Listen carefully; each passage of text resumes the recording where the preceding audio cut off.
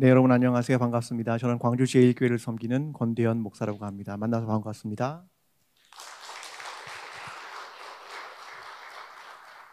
네, 오늘 마산 동북교회에 왔는데요. 되게 마음이 설레기도 합니다. 왜냐하면 저는 어린 시절에 2년 정도 마산에서 살았습니다. 그래서 경남대학 부속 유치원도 나왔습니다. 네, 그리고 진해에서 해군 작전사령부에서 해군 군목으로 또 2년 있었고요. 또 저희 아들은 창원에서 태어났습니다. 그때. 그래서 이 지역에 온다고 그래서 되게 마음이 설렜습니다. 오늘 마산 동북교회에서 여러분과 함께 교회 분석과 미래 방향 그리고 오늘이라는 주제로 또 함께 말씀을 나눠보겠습니다. 저는 광주 제1교회의 위임 목사입니다. 저희 교회는 120년 된 광주의 모교회입니다. 사실 저는 서울에서 태어나서 서울에서 자랐습니다. 그러면 이런 단점이 있겠죠. 광주라는 지역을 잘 모른다. 그들의 사회, 또 그들의 문화 이런 걸 잘 모른다라는 생각이 있을 것이고, 또 하나는 또 다른 강점이 있다고 생각합니다. 그건 뭐냐면 제3자적 입장에서 객관적으로 이 지역사회와 교회를 바라볼 수 있는 시선을 갖는다. 이건 또 하나의 강점이라고 생각합니다. 하나님의 부르심으로 광주 제1교회에 온 지 벌써 10년째가 되었습니다. 사실 타지에 살아간다는 게 되게 쉽지 않지만 광주라고 하는 지역에서 과연 서울에서 살았던 거하고 어떤 시각차가 있는가, 쉽게 말하면 수도권과 비수도권 어떤 시각차가 있는가, 이런 것들부터 시작하면 좋을 것 같습니다. 먼저 언어를 보면 중심의 언어와 주변의 언어가 있는 것 같습니다. 본래 중심부에 있는 사람은 주변부를 잘 모릅니다.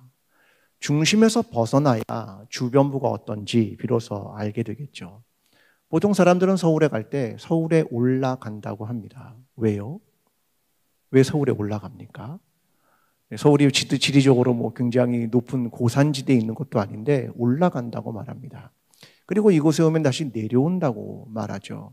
사실 여기에는 언어가 갖는 문화, 그것이 있죠.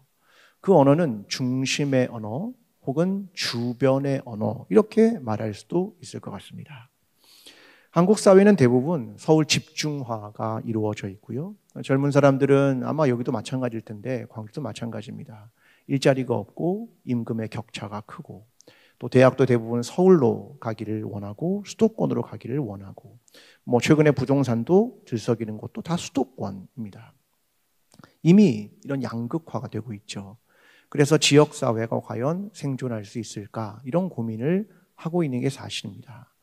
교회도 거기에서 예외가 아닐 겁니다. 지역사회가 그렇게 변화되고 있기 때문에 그렇죠. 그러면 비수도권에 있는 교회는 어떤 고민과 어떤 대안을 찾아야 할까, 이런 것들을 고민해야 하지 않겠습니까? 이것을 아마 신앙적으로 보면 두 개의 지역을 대비할 수 있습니다. 하나는 예루살렘, 또 하나는 갈릴리. 예루살렘을 중심이라고 말하면 갈릴리는 주변부, 이렇게 말할 수 있을 겁니다. 과연 예수 그리스도는 어디서 태어나서 어디서 자랐을까? 중심부인가? 주변부인가? 그 고민을 우리는 합니다. 기독교는 끊임없이 주변부를 향하는 겁니다. 중심부로 가면 갈수록 타락의 길을 갔던 것이 기독교의 역사이죠. 그래서 중요한 건 주변부다. 항상 어떤 일은 중심부가 아니라 주변부에서 일어난다. 이것이 기독교의 역사이다 라고 하는 것을 인식하는 것이 굉장히 중요합니다. 기독교인들과 교회, 늘 생각해야 하는 건 중심부를 향하려고 하면 안 되고 주변부의 의식을 가져야 한다. 그래서 겸손과 낮은 자리, 그래서 주변부에서 어떤 연결을 할 것이고 어떤 창조적 중심이 될 것인가에 대한 고뇌가 이 주변부에 필요하다는 겁니다. 사실 전통 교회들은 주변에 있든 다른 지역에 있든 그것과 관계없이 모두 중심이 되고 싶습니다. 이게 전통 교회가 꼭 서울에 있지 않아도 다 저런 의식들을 가지고 있습니다. 저기 보이는 게 저희 교회인데요. 저희 교회는 대단히 전통 교회입니다. 120년, 올해로 120년 된 교회고요. 미국 남장로교 선교사인 유진벨 선교사님이 세운 교회입니다. 여러분도 잘 아시는 이기풍 목사님 아시죠? 네, 이기풍 목사님의 묘지는 저희 교회 묘지에 있습니다. 저희 교회 2대 목사님이거든요. 그러니까 자부심이 뛰어나겠죠. 3대 목사님은 남궁혁 박사입니다. 평양신학교 최초의 한국인 교수. 여러분 몇 년 전에 나왔던 CGN-TV가 만들었던 서서히 평온하게라고 하는 서서평 선교사 영화를 보신 분도 계시겠는데 저희 교회의 선교사님이십니다. 또 한센병 최초의 병원인 광주 나병원, 저희 교회의 최응종 목사님이 세운 병원입니다. 그러니까 생각해 보면 얼마나 전통교회가 가진 자부심이 있겠습니까? 저희는 통합적 교단인데 저희 교회의 교인은 1000명에서 2000명 사이니까 전체 통합적으로 보면 3% 안에 들어가는 교회입니다. 그러니까 이 정도의 자부심, 역사, 또 사람의 수 이런 것들을 생각하면 이런 전통교회가 가지고 있는 자부심, 중심성 그런 게 있을 겁니다. 근데 이런 모습은 한국교회 80%가 사실 전통교회의 모양을 그대로 가지고 있죠. 그러면 어떻게 대부분의 교회들은 끊임없이 중심성을 만들어 가는데 어떻게 우리는 그 사이에서 대안을 찾을 것인가? 저는 사실 광주의 모교회를 담임하는 목사로서 늘 고민을 합니다. 우리의 책임은 뭘까? 여러분 어쩌면 아무것도 없는 곳에 교회가 세워진다는 건 사실 무에서 유를 창조하는 것과 같은 겁니다. 그러면 그때 당시에도 어떤 시작하는 시점에 있었던 교회들은 책임을 가지는 겁니다. 어떤 책임이냐? 어떤 상황이 오면 이 상황 속에서 어떻게 과거에 무에서 유를 창조했던 것처럼 새롭게 교회를 할 수 있을까? 대안을 제시할 수 있을까? 이런 고민을 하게 되는 겁니다. 그래서 전통이라는 중심이 되고 싶은 마음으로부터 끊임없이 주변부로 나가고자 하는 의식을 갖는 거죠. 그래서 가만히 있으면 늙어가는 교회가 될 거고 무기력한 교회가 될 거고 유지하는 교회가 될 거고 박물관 교회가 될 겁니다. 그래서 우리는 어떻게 대안을 찾아갈까 이런 고민을 하기 시작했습니다. 자, 이제 내용을 조금 더 정리해 봅니다. 교회 분석이라는 거로 나아갈 텐데요. 저는 아까도 말씀드렸지만 서울 사람입니다. 근데 광주에 하나님의 부르심으로 왔죠. 저는 광주의 사회, 문화, 역사, 사람들, 또 교회의 역사 잘 모릅니다. 내려올 때 이런 생각을 했죠. 한 3년 정도는 제가 이해해야겠다. 그래서 어떻게 사회와 문화와 사람들과 교회를 이해하기 위해서 굉장히 노력해야겠다는 마음을 먹고 내려왔습니다. 근데 사실은 지금도 100% 이해하지 못하는 게 현실이죠. 그래서 제가 2014년에 부임하고 2017년에 하나의 일을 시작했습니다. 그게 뭐냐면 비전 2027이라고 하는 것을 저희가 만들게 됐습니다. 자, 이건 뭐냐면 교회의 비전을 세우는 일인데 두 가지를 하는 거죠. 하나는 교회의 현재의 상황, 또 사람들의 바람, 교회가 가지고 있는 사람들의 생각과 문화와 사회를 이해하는 것이 하나이고 이걸 토대로 어떻게 미래의 방향을 정할 건가 이것을 저희가 만들게 된 겁니다. 그것을 2017년에 저희가 시작했습니다. 1년간 저걸 진행을 했는데요. 두 가지가 이제 중요했죠. 하나는 설문조사이고 하나는 라운드 테이블입니다. 그래서 1년 동안 교우들과 함께 설문조사도 하고 라운드 테이블도 하고 뭐 여러 가지 일들을 계속 통해서 사람들의 생각을 끌어내는 것을 되게 중요하게 저희가 끌고 갔습니다. 여러분 이게 왜 중요하냐면 미국 장로교회의 경우에 목회자를 청빙합니다. 담임 목사를 청빙할 때 반드시 먼저 하는 게 있습니다. 청빙 전에 먼저 교회 가는 건 뭐냐면 우리 교회는 어떤 교회인가 이걸 먼저 분석을 합니다. 자, 이게 왜 중요하냐면 이것이 우리 교회가 어떤 교회이고 우리 교회가 생각하는 중요한 가치는 무엇이고 역사는 무엇이고 선교는 어떤 관점이고 다음 세대는 어떤 교재를 사용하고 어떤 봉사를 하고 심지어 지역사회에 있는 사람의 인터뷰를 통해서 이 지역에서 우리 교회의 정확한 위치와 우리 교회의 목회를 먼저 분석합니다. 나는 누구인가 이걸 먼저 하는 겁니다. 왜냐하면 우리 교회가 어떤 교회인가를 알아야 우리 교회에 맞는 담임 목사님을 청빙할 수 있기 때문에 그런 겁니다. 그래서 모든 미국 장로교회 교회들은 자기 교회가 어떤 교회인가를 분석하는 틀을 총회가 제공합니다. 지역사회 분석이나 지역사회의 사람의 인터뷰 내용까지도 상세하게 기록합니다. 근데 한국 교회는 안 그렇죠. 담임 목사님 청빙할 때 이러죠. 설교를 잘하는지, 좋은 학위가 있는지, 큰 교회 부목사 했는지, 누구 추천인지. 여러분, 그런데 본인 교회 이후에 방향이 안 맞으니까 교회가 있어서 어려움을 경험하는 겁니다. 그러니까 중요한 건 교회를 분석하는 거죠. 교회의 상황을 이해하고 우리들의 생각과 바람은 뭔가, 이걸 분석하는 겁니다. 그래서 두 가지를 한 거죠. 하나는 교회의 현실, 우리의 현재의 상황, 이것이 무엇인지. 또 하나는 우리 교인들은 무엇을 바라고 있는지, 앞으로 어떤 교회가 되기를 바라는지, 이 두 가지가 되게 중요했습니다. 그래서 예배, 교육, 선교, 봉사, 이런 것들을 가지고 틀을 분석한 것은 교회가 가지고 있는 사회, 문화, 신앙, 그것을 그대로 노출시켜주기 위함입니다. 우리 교회는 이런 교회예요. 그러니까 사람들의 머릿속에 있는 우리 교회는 이런 교회라는 그냥 그림 말고 정말 실제적으로 데이터를 통해서 보여주는 겁니다. 우리 교회는 이런 교회입니다. 우리 관심은 이런 겁니다. 이런 걸 보여주는 거죠. 그래서 이걸 토대로 해서 당신들은 어떤 교회를 바랍니까? 라고 하는 질문을 끌고 나왔죠. 그랬더니 사람들은 설문에서 이렇게 답했습니다. 예배 1위. 우린 예배가 중요합니다. 또 다음 세대 2위. 봉사, 해외 선교. 그리고 맨 마지막이 꼴찌가 소그룹입니다. 그러니까 사람들은 전통교회는 다 비슷합니다. 예배가 중요하죠. 신앙의 전수가 중요하니까. 근데 실제로 그런 게 중요하다는 아는데 현실적으로 재정의 사용은 그렇지 않다. 이것도 보여주는 겁니다. 예배를 할 때 예산을 많이 쓰지 않거든요. 예배가 더 좋은 예배가 되기 위해 노력하는 것, 거기에 재정은 별로 쓰지 않습니다. 마음만, 생각만. 다음 세대 교육이 중요하다고 하지만 실질적으로는 재정 사용을 안 합니다. 마음만, 생각만. 그러면 간극이 생기는 거죠. 우리의 생각과 실제. 이걸 통해서 우리 교회는 어떤 교회지? 우리 교회의 현재 위치는 어떻지? 우리는 어떤 생각을 하고 있지? 무엇을 바라는지. 그걸 그대로 노출시켜주는 겁니다. 하나는 상황, 하나는 바람. 이것입니다. 이걸 토대로 해서 목회자는 목회자의 철학이 있죠. 신학도 있고요.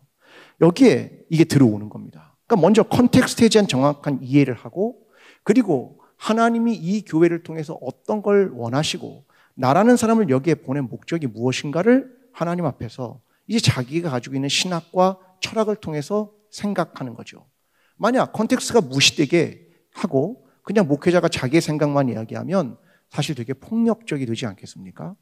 그러니까 상황에 대한 이해를 하고 그리고 하나님께서 나를 왜 이 교회에 보내셨고 이 시대 속에 이 지역 속에 우리에게 바라는 것이 무엇인가 그것을 생각하자는 겁니다.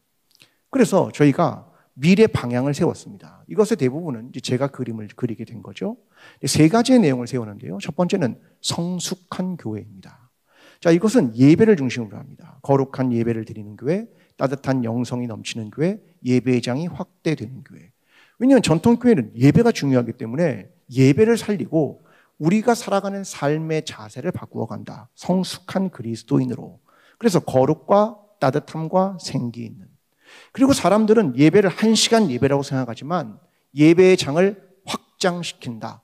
그래서 전체적으로 중요한 게 뭐냐면 일상이 거룩한 교회. 이게 메인 타이틀로 만들었습니다. 일상이 거룩하다. 예배란 1시간에 안에 묵는 게 아니라 주일에 있는 게 아니라 일상의 삶에서 우리는 예배를 드리고 우리는 그 안에서 거룩한 삶을 살아갑니다. 이것을 강조한 겁니다. 그래야 전통교회가 가지고 있는 생각을 확장시킬 수 있기 때문입니다. 두 번째, 선교적 교회. 지역사회를 섬기는 교회, 어머니 같은 국내 선교, 지속 가능한 선교. 두 번째는 사실 선교적 교회입니다. 여러분도 아시는 미셔널 처치입니다. 그러니까 미셔널 처치라고 하는 건 여러분도 아시지만 본질을 지키면서 new expressions. 그러니까 본질은 중요하지만 표현은 다양해질 수 있다. 이게 기본적이죠. 근데 선교적 교회는 기본적 특징은 지역사회와 함께하는 교회입니다. 자, 이 교회를 함께 끌고 가는 거죠. 여러분 어떤 교회가 세계적인 교회인지 아십니까? 가장 지역적인 교회가 가장 글로벌한 교회입니다. 이게 오늘 우리가 잘 알아야 되는 거거든요. 그러니까 우리는 어떻게 지역과 함께 할까? 이걸 고민하는 겁니다. 저희 교회는 몇 년 전부터 절기 헌금을 1년에 5번 드리는데 그중에 가장 많은 게 보니까 부활절과 추수감사절입니다. 그러면 그 두 개의 봉헌은 무조건 지역사회로 100% 다 흘려보냅니다. 왜? 우리는 선교적 교회가 되어야 하니까. 지역사회와 함께하는 교회가 되어야 되니까. 코로나 시기가 왔는데 저희 교회는 대구 삼덕교회하고 좀 관계가 있거든요. 오랫동안 강당교류도 했고 대구가 어려운 때가 있었죠. 코로나 시기 때. 저희가 부활절 헌금을 다 모아서 그걸로 가지고 다 키트를 만들었습니다. 지역사회 어른들에게 나눠줄 수 있는 박스의 키트를 만들어서 엄청나게 큰 트럭을 하나 불러가지고 거기다 잔뜩 싣고 전부 다 대구로 보냈습니다. 삼덕교회를 통해서. 여러분 그런 게 이 모든 것이 선교적 교회가 뭔가를 보여주는 겁니다. 세 번째, 대안적 교회. 다음 세대를 양육하는 교회, 청년 3040의 희망이 되는 교회, 실버 세대의 소명이 되는 교회. 그러니까 우리는 대안 찾기를 해야겠다. 근데 대안 찾기는 다음 세대, 청년, 3040, 실버. 모든 세대의 대안, 이걸 중요하게 생각하는 겁니다. 왜냐하면 세대마다 생애 주기라는 게 있고 그 생애 주기에 과제가 있기 때문입니다. 그래서 어떻게 해야 되는가? 사실 고민이 많죠. 비수도권 교회들은 점점 젊은이들이 줄어들고 다음 세대도 줄어들고.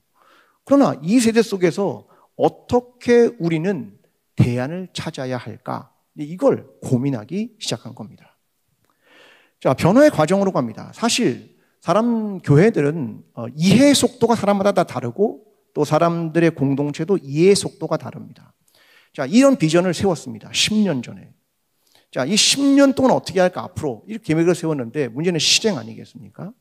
근데 사람들은 이걸 보여준다고 해서 쉽게 이해가 되는 게 아닙니다. 예를 들면 제가 오자마자 처음 이제 선교학교 세미나를 했습니다. 주제가 뭐냐면 선교적 교회. 사람들은 처음 강의를 들었습니다. 선교적 교회가 뭐야?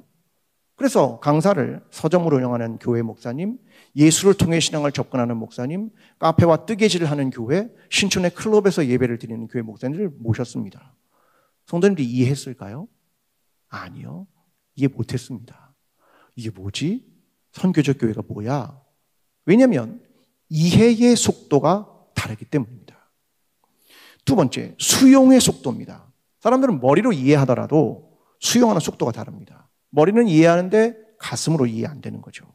책이나 이론, 외국에서 일어나는 일은 아는데 여전히 우리는 변화하려 하지 않는 겁니다. 그래서 이 어마어마한 사회 속도가 있는데 교회는 변화를 안 하는 거죠. 아마 대부분의 교회가 저희 교회랑 비슷할 것 같습니다. 저희 교회는 제가 오니까 강대상이 가운데 있지 않고 한쪽으로 있었습니다. 왜냐하면 예전에 원로 목사님이 십자가 아래 목사가 있으면 교만해져. 그래서 강대상을 옆으로 옮기랬답니다. 제가 이 강대상을 여기까지 오는데 얼마 걸렸을까요? 8년 걸렸습니다. 네. 전통교회는 쉽지 않습니다. 수용이 안 되는 겁니다. 저희 교회는 구도자 예배, 쉽게 말하면 요즘 열린 예배라고 하는 걸 작년에 처음 했습니다. 근데 한국교회 구도자 예배, 열린 예배가 들어온 건 1990년대 중반입니다. 그러니까 저희 교회 들어오는데 잠깐만 20 몇 년 후에 전통교회가 열린 예배를 작년에 저희는 시작을 했습니다. 그만큼 수용의 속도가 어렵다 그런 거죠. 그럼 목회자가 뭘 해야 되느냐? 기다림의 시간을 가져야 되는 겁니다. 자, 그러면 그냥 기다리면 되느냐? 아니죠. 설교 시간에 끊임없이 교육하는 겁니다. 이것이 무엇인지, 어떤 뜻인지 계속 가르치는 거죠. 저희는 매해 2월 첫째 주에 비전 예배를 드립니다. 우리의 비전은 이것입니다. 우리의 꿈은 이것입니다. 우리는 이런 교회가 되기를 바라는 겁니다. 하나님은 우리에게 이런 거 원하십니다를 끊임없이 비전 예배를 통해서 가르치는 겁니다. 그뿐입니까? 아닙니다. 조금씩 보이지 않고 사람들이 별로 관심이 없는 거지만 조금씩 하나씩 바꾸어 가는 겁니다. 변화를 시도하는 거죠. 예를 들면 저희 교회는 강대상과 보 그리고 스톨을 전부 다 제작합니다. 그러니까 교회력을 중심으로 갑니다. 왜냐하면 교회력이란 영성의 리듬이거든요. 그래서 이 리듬을 타게 하는 겁니다. 그래서 모든 스톨과 강대상의 보는 전부 다 제작입니다. 그래서 보여주는 건 뭐냐면 예배가 대단히 교육적이다. 이걸 확인하는 겁니다. 예배를 통해서 신앙의 영성이 무엇인지, 리듬이 무엇인지 이걸 교회력과 보여주는 것들을 통해서 끊임없이 교육하는 겁니다. 여러분 가만히 기다리면 변합니까? 아닙니다. 설교로, 교육으로 생각과 의식과 방향을 계속 변화시키는 것이고 보이지 않는 곳에서부터 시도하려는 노력, 이게 적극적 기다림입니다. 다섯 번째로 갑니다. 그러면 이렇게 오래 기다리면 되느냐? 아니죠. 오늘날도 도전합니다. 작지만 계속 도전한다. 코로나 팬데믹 이후에 어느 교회나 다 힘든 시간을 가졌죠. 저희 교회도 마찬가지입니다. 약 3년 정도 아무것도 못했습니다. 그래서 비전 2027을 전환했습니다. 3년을 더해서 비전 2030으로 바꾸었습니다. 저희는 그럼 오늘은 뭘 해야 될 것인가? 저희가 하기 시작한 건 소그룹 개편입니다.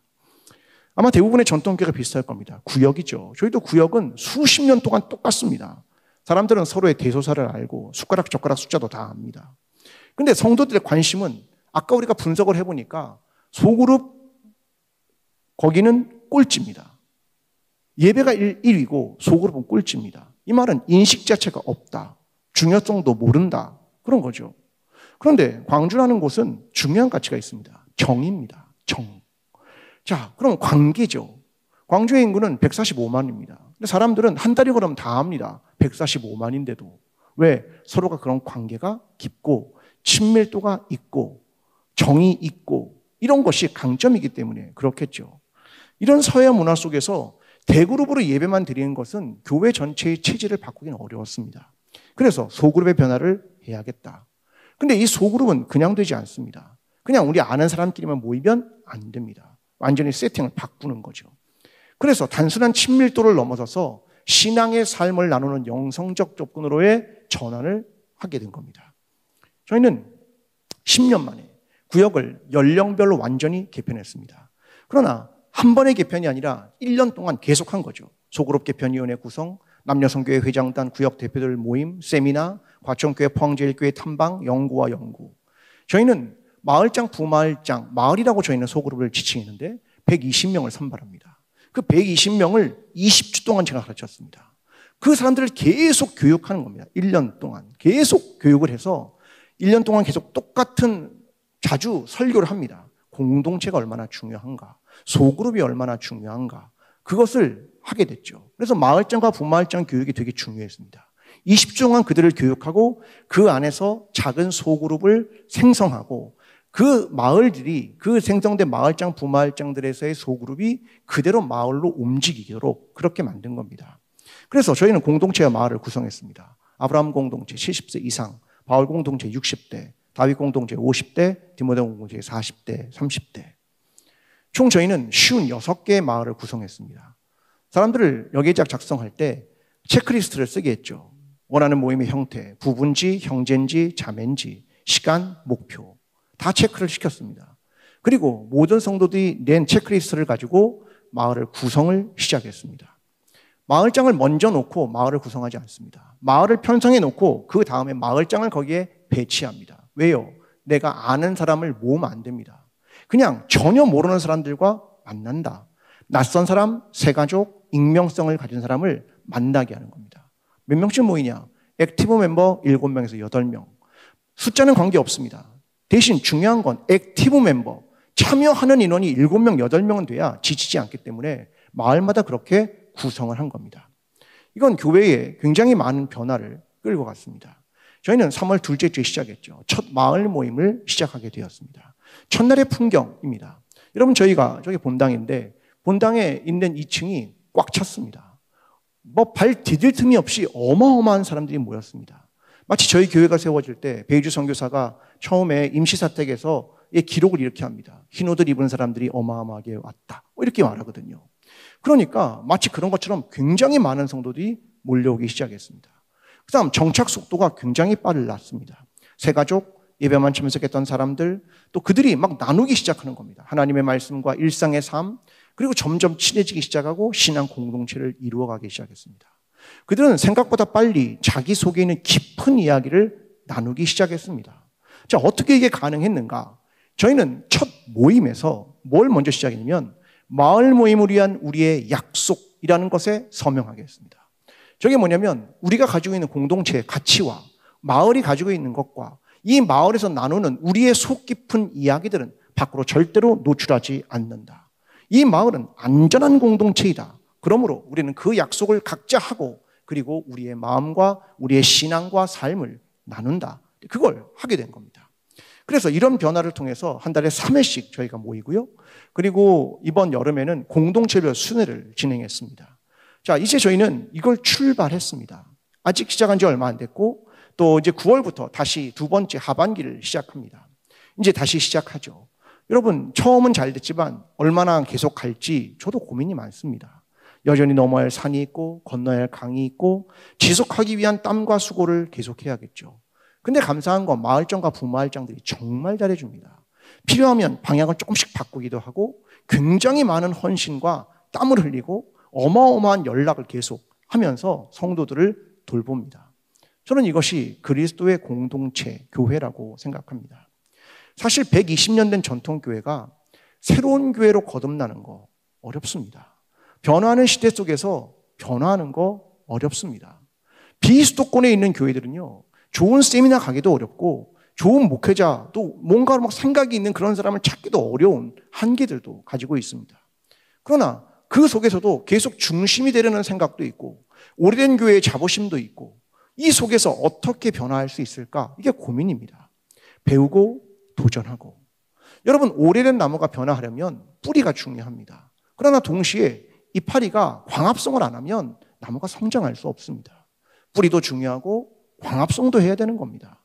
여러분, 오늘 우리가 도전하는 이유가 있습니다.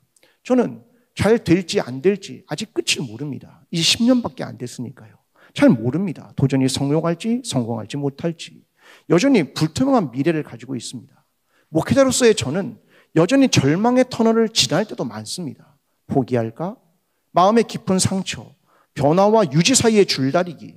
그러면서도 저는 여전히 그냥 길 위에 서 있는 도상 위의 존재입니다. 한 목회자로서의 고뇌, 이것이 여전히 제 안에 존재하고 있습니다. 아마 대부분의 목회자들이 저와 비슷할 거라고 생각합니다. 그러면 어떻게 하면 좋을까 생각하는 거죠. 변화를 위하여. 저는 오늘 교회가 이 시대 속에서 절망이라는 것 같습니다. 희망 없음. 빠르게 사회는 변하는데 교회는 계속 부정적인 이미지로 팽배해 갑니다. 어떻게 교회와 신앙을 유지하고 대안을 찾아갈 수 있을까? 저는 이건 이제 수도권과 비수도권이 다르지 않다고 생각합니다. 서울에 있는 목사님들도 끊임없이 맨날 말하는 게 목회자를 찾을 수 없답니다. 부목사님, 전도사님 찾을 수 없다. 그런 얘기를 너무 많이 합니다. 이건 과거에는 비수도권의 문제였는데 이제 수도권도 다르지 않습니다. 점점 신앙이 개인화되는 것, 예전의 신앙과 열정이 식어가는 것, 이건 이미 수도권과 비수도권이 하나도 다르지 않습니다. 오히려 비수도권이 훨씬 나을 수 있습니다. 이제는 상황이 조금씩 달라지고 있다. 그러면 어떻게 대안 찾기를 해야 할 것인가? 여러분, 중요한 건 다시 겸손해져야 되는 겁니다. 다시 배우려는 시도를 해야 되는 것이고 다시 적박한 땅에서 처음 교회를 시작했던 마음, 그걸 회복해야 되는 겁니다. 교회의 변화는 어렵죠. 지난한 시간들을 거쳐야 하는 겁니다. 보통 변화를 위해서는 3단계가 필요하다고 합니다.